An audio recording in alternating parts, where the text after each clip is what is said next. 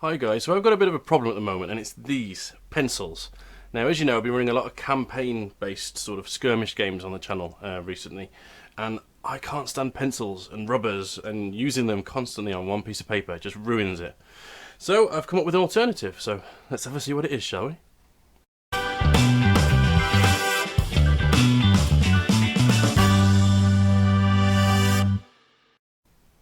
Right, and here it is. So I'll just move these out of the way. What we've got here is a character sheet. This one's specifically for Frostgrave. Now it's laminated, as you can see, fairly normal. You think at this point, oh god, all he's done is laminated a piece and basically been drawing on it with whiteboard markers. But there's an extra level to it. There's a piece of acetate over the top. So basically the basic method is you have your between game changes happen on this back sheet here. So you've got all your stats that are specific to that game. When you end a game, you'll update these. You might be giving a special weapon to one of these guys up here, or changing one altogether, in which case you would rub it out, redo all the stats.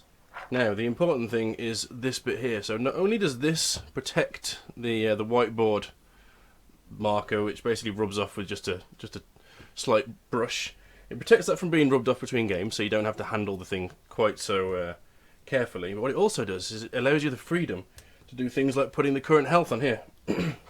There. In the middle of a game, you can quickly just rub that out, draw another one on there. You can put that you've buffed one of the guys. You can see from the last game I played, I buffed this fella and I buffed this one over here, so it's easy to see. But I haven't been sort of messing around on this sheet behind and fanning around and making mistakes and rubbing things that shouldn't be rubbed off. So there's that. So I found it really, really useful, to be honest, in keeping track of in-game and out-of-game as well.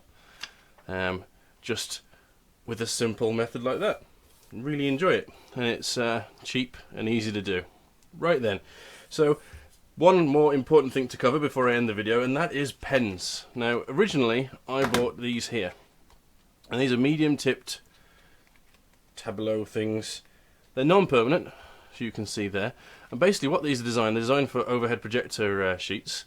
However, these are the ones where they're removed by water, so you can write anything you want, and then you have to get a damp cloth to rub it off. If you try and rub it off with a dry cloth, for example, like you would with dry marker, it doesn't work. However, what you'll find, what I've found, is that for some reason this sort of having acetate on top of laminated paper, a bit of sort of condensation was getting inside, and I'd go away and I'd come back in the morning overnight, and all of the words had sort of gone fuzzy, and over time they just bleed and get wider and wider and wider, and it was a bit of a nightmare. So avoid using these unless you can store it in a cold, warm, dry place or something. I don't know how to get these to work, because I think it was even happening on the top of the surface as well. It was more prevalent sort of in the gap between the two, but it was definitely a problem. Now, in come the heroes.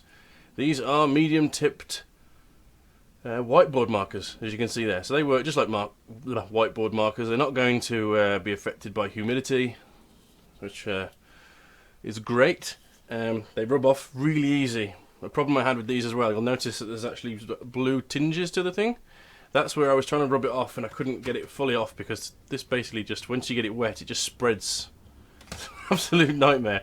Whereas this just sticks to whatever you're wiping it off with. So yeah, you want to get yourself some whiteboard markers, the fine ones, or medium, as the case may be, and that will put you in good stead. So I'm going to be creating another one of these for the Gorkamorka gang, and of course keeping track in the same way. And yeah, I was really happy with the way this turned out, so I just felt the need to share it, really. And that's it. Right then, so if you've got an alternative to this, i.e. using a computer, let me know, because I've tried using computers, but to be honest, get me words out, I use my computers for the rulebooks, and even tablets as well, because especially when you're playing Frostgrave, you have several rulebooks open if you're playing like a campaign or something. Because you might have the bestiary for specific scenarios in that book, and then you'll have the generic beasts in the main rulebook, and it all gets a bit much having it across the things. And having it on your phone, I tried using Battlescribe. Unless you have it so that your screen doesn't turn off, it actually slows everything down quite a bit, sort of having to unlock your phone, find where you were, all that sort of thing. So, and let's be honest, when you're playing this sort of thing, you just want a piece of paper in front of you and a pen. It's far easier just using the old-fashioned way, to be honest. So it's a hark back to the old-fashioned way, but not as old-fashioned and horrible as using these things. You might think I'm being a bit strange, but the RPGer in me has a real distaste of these things. The sort of hard pencil bit on the end of the lead sort of scratches and makes like dents in the paper.